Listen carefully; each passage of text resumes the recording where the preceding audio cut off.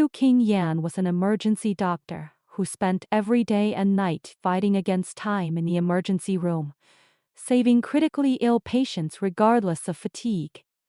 Gu Yanju, her newly wedded husband, was a criminal police captain who stayed on duty all year round, squinting in the dark to hunt down fugitives and guard urban security day and night. The two got married quickly through a blind date, holding a simple marriage certificate and starting a special marriage that belonged only to medical workers and criminal police officers. 2 months had passed since their flash marriage, yet they had never even held hands, let alone had intimate contact of any kind. Their marriage was purely platonic, cold and unfamiliar, no different from living with strangers who shared the same rental house. Their WeChat chat history was always monotonous and rigid, with only 2 fixed sentences repeated over and over again, without any extra trivial daily greetings or warm intimate chatter. She would send, "I have to save lives." He would reply concisely, "I have to arrest criminals." Their respective careers occupied all their time and energy, turning their new home into a mere temporary rest stop, no better than an hourly hotel for short-term lodging. On the 45th day of their marriage, their last chat message was frozen 3 days ago, with no follow-up words at all. Coincidentally, Su Qingyan suffered from severe wisdom tooth inflammation and pain. She had worked overtime continuously for several days, performing 3 major surgeries in a row, physically and mentally exhausted. All the trivial grievances and physical discomfort were attributed to this loveless, neglected marriage with no warmth at all. An elderly lady accompanying a patient in the next bed stared at her for a long time, then could not help asking curiously what her husband did for a living, sighing that she never saw her husband around all day long, and their time together was even less than that of her retired bus driver husband. Su Qingyan just smiled faintly and perfunctorily said her husband was a busy criminal police officer with no spare time.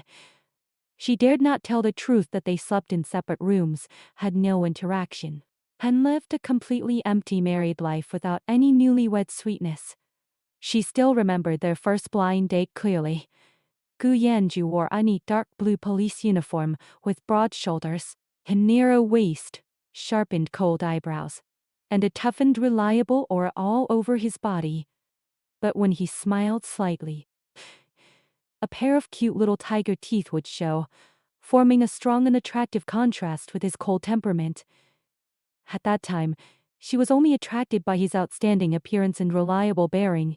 When he asked if she minded his irregular and dangerous police work hours, she shook her head without hesitation, saying her working hours as an emergency doctor were even more chaotic.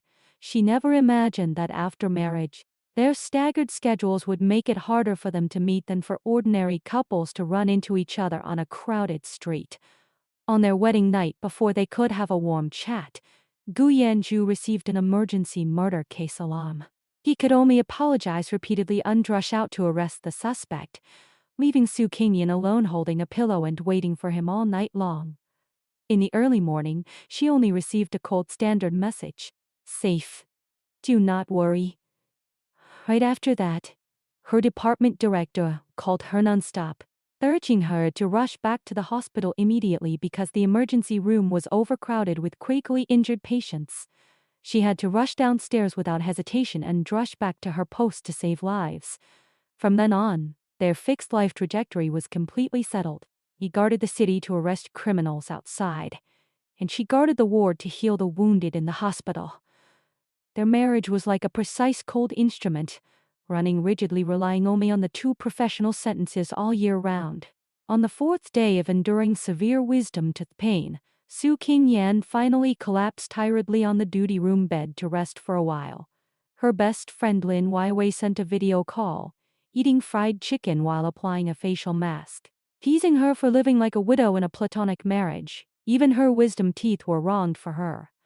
She strongly invited Su Qingyan to a script-killing birthday party held on the top floor of the commercial building, saying that there were many high-quality handsome guys present, were much more reliable than her gold policeman husband who never stayed at home. Su Qingyan refused at first, saying she had a professional title exam to prepare for, and secretly hoping that Gu Yanju might be free to go home and accompany her for once. But she knew clearly in her heart that the probability of Gu Yanju resting at home was lower than her inflamed wisdom teeth healing automatically.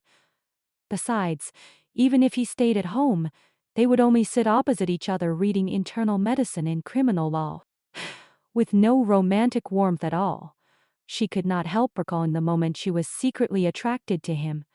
The last time he came home late at night to change duty clothes, he wore a loose white t-shirt, which perfectly outlined his tight and smooth waistline. The abstinent untough charm made her toss and turn all night, unable to sleep. No matter how much she was attracted to his looks and figure, reality was always ruthless. His time belonged to endless criminal cases, and her time belonged to countless patients lying on hospital beds. It was far harder for them to squeeze out time for a date than to communicate with difficult patients in the emergency department. At 2 o'clock in the early morning, Su King Yan successfully rescued a patient with acute myocardial infarction. Her mobile phone vibrated suddenly, and she received a rare message from Gu Yanju. Just off duty at home. Your express delivery is at the door.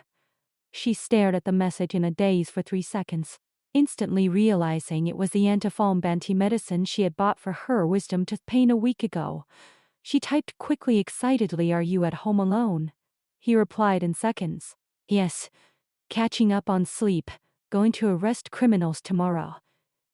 The last few words were like a basin of cold water pouring on her warm heart. She silently deleted the warm words she had prepared, wanting to ask if she could go home to make him breakfast, and finally only sent a plain and distant sentence: "Be careful and stay safe." The next day was her day off. When she returned home, she saw the express packages neatly stacked at the door, with a handwritten note pasted on the package.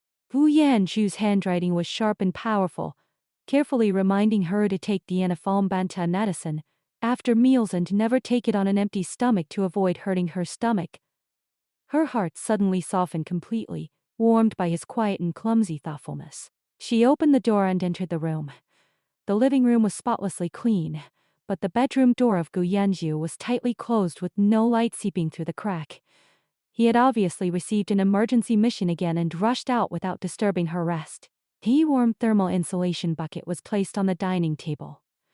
When she opened it, there was warm millet porridge with a soft runny yolk poached egg inside. The trivial warmth in life quietly relieved all her grievances and fatigue. Before her wisdom tooth fully recovered, Lin Weiwei came to persuade her again, insisting that she must attend the weekend birthday script-killing party, where there were excellent male actors and lawyers gathering. Su King Yan refused again, saying she had to review professional knowledge for the exam, and hoping Gu Yanju could rest at home. Lin Weiwei sneered directly, mocking that Gu Yanju staying at home was an impossible thing, and even if he was at home, the two of them had no romantic topics to talk about. Su King Yan was speechless and had to admit the truth. The only time they stayed together for more than half an hour after marriage was when Gu Yanju sprained his ankle while chasing a fugitive and was sent to her emergency department by his colleagues. At that time, she treated his wound nervously with trembling hands. He suddenly smiled lowly and teased if she was afraid of blood. She retorted that she was afraid of his wound getting infected and causing sepsis. Her fingertips accidentally touched his tight calf muscle, and her heart beat fast instantly. That trivial moment was actually their closest and most ambiguous moment after marriage. In the end, Su King Yan could not resist her best friend's repeated persuasion. Lin Weiwei directly dressed her in a bright sexy red dress, put on a royal sister-style delicate makeup for her, and joked that she was the most beautiful lonely wife at the party. Before going out, Su King Yan subconsciously sent a message to Gu Yanju: "No shift tonight. Are you going to arrest criminals?" He replied immediately with one cold word: "Yes." Perfect. She made a victory gesture to the mirror, relieved to go to the party to relax. The script-killing private room had dim and soft lights, with 7 or 8 young people sitting around the table. Lin Weiwei did not lie to her. The proportion of handsome guys was extremely high, especially the man sitting opposite her, a lawyer wearing gold-rimmed glasses. Gentle and elegant, he took the initiative to greet her drive. "Su, I am Xu Yan. I was treated in your hospital before. Su Qingyan nodded perfunctorily, remembering that he had drunk too much and broken his leg before. They drew the murderer card in the game, teasing and shirking responsibilities with each other normally, purely cooperating with the game plot with normal social distance. Suddenly, the private room door was kicked open heavily. Bright, strong flashlights swept across the whole room instantly. Police! No one move! Su Qingyan looked up in shock and saw Gu Yanju standing at the front in plain clothes, holding a police certificate in his hand, his eyes cold enough to freeze everything around. The air froze completely for 3 seconds. The game prop in Su Qingyan's hand fell to the ground with a clear sound. Gu Yanju's cold gaze swept over her eye-catching red dress, then stared tightly at the small distance between her and the male lawyer, his Adam's apple rolling heavily with obvious jealousy. Officer? Chu Yan pushed his glasses calmly and asked what was happening, arresting an online fraud fugitive. Gu Yanju did not glance at him. His eyes still firmly locked on his wife. Someone reported illegal gathering here. Illegal gathering. We are just playing formal script killing. Su Qingyan was about to explain calmly when two police officers rushed forward, pressed down a man wearing a hat in the corner, and handcuffed him with a click. It turned out he was really here to handle a case. She breathed a sigh of relief, ready to stand up and call her husband to ease the awkward atmosphere. Unexpectedly, Gu Yanju lifted his chin coldly and ordered, "You, come with us to assist in the investigation. I am a law-abiding citizen." Su Qingyan was stunned and drawn. A law-abiding citizen dresses like this and hangs out with strange men in the middle of the night? His tone was full of cold ice and strong jealousy. Doctor, Su is quite free recently. Lin Weiwei held back laughter beside her, knowing clearly that the tough police captain was openly jealous and checking posts on the spot while handling official business. Su Qingyan was half pulled and half led into the police car by Gu Yanju, with the arrested fraudster sitting in the back row together. No one spoke along the way, only the criminal whimpered occasionally. She secretly looked at Gu Yanju's tight side face, unexpectedly finding his ear tips quietly turning red. She knew well that he was insanely jealous. Back at the police station, he took her directly to the interrogation room, sat opposite her with a serious expression, and interrogated her name, occupation, and reason for going out tonight, one by one in full official procedures. The core of his inquiry was always the gold-rimmed glasses lawyer, repeatedly asking about their private relationship, staring at the surveillance video of their normal interaction, with jealousy overflowing every word.